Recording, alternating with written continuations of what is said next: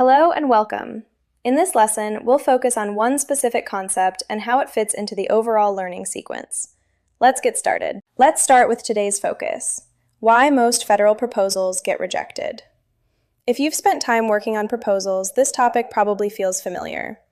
Teams invest weeks or months, follow instructions carefully, submit on time, and still receive a rejection notice. In this lesson, we're not going to talk about how to fix rejection. Instead, we're going to understand why rejection is the norm in federal proposal environments. That understanding is the foundation for everything that comes later. To understand rejection, we first need to name the problem clearly. Most federal proposals are rejected. That is not an opinion, it's how competitive procurement works. For every solicitation, there is usually one winner and many compliant, qualified, well-written proposals that do not get selected. This matters because many new proposal writers interpret rejection as a personal or professional failure, when in reality, rejection is built into the system itself. From a structural perspective, federal contracting is designed to eliminate options, not reward effort. So why does this feel so confusing to writers and organizations? In most professional settings, effort and quality usually lead to success. In school, good writing earns good grades. In business, a strong presentation often persuades a client. Federal proposals operate differently. They are not persuasive essays, and they are not creative narratives. When writers apply familiar logic, we worked hard, we wrote well, we followed the instructions, rejection feels unfair. The confusion comes from applying the wrong mental model to the proposal environment. To understand this better, we need to look at how proposals are actually evaluated. One of the key structural reasons proposals are rejected is that they are evaluated, not read in the traditional sense. Evaluators are trained to score proposals against predefined criteria outlined in the solicitation. Proposals move through checklists, matrices, and scoring rubrics, where alignment with evaluation factors matters far more than writing style or personal impression.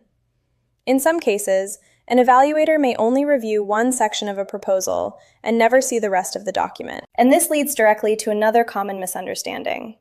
Many teams believe that if a proposal is compliant, it should be competitive. Compliance is required, but compliance alone does not create advantage. Meeting every requirement simply allows a proposal to remain in consideration. Many proposals are fully compliant. Only one is selected. Compliance is a gate, not a differentiator. And when teams assume compliance equals strength, rejection often comes as a surprise. Now let's look at why misunderstanding these structural realities has serious consequences. When teams don't understand why proposals are rejected, they tend to repeat the same approach.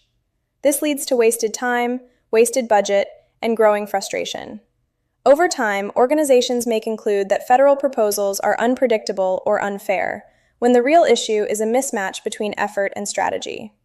This isn't primarily a writing problem, it's a system misunderstanding. And this brings us to an important boundary. The reasons proposals get rejected cannot be fixed with a single tip, shortcut, or checklist. Rejection is part of a larger planning and development system that begins long before writing starts. Trying to solve rejection at the final draft stage is like trying to fix a foundation problem with paint. Understanding the system has to come first. So where does that leave us? Most federal proposals are rejected not because teams fail to try, but because the proposal environment operates under strict structural rules. Understanding those rules is the first step, not toward quick fixes, but toward consistent improvement. This topic is part of a structured learning system on federal proposal writing. You can continue at digitallearningworld.gumroad.com. I'm glad you were here, and I look forward to continuing in the next lesson.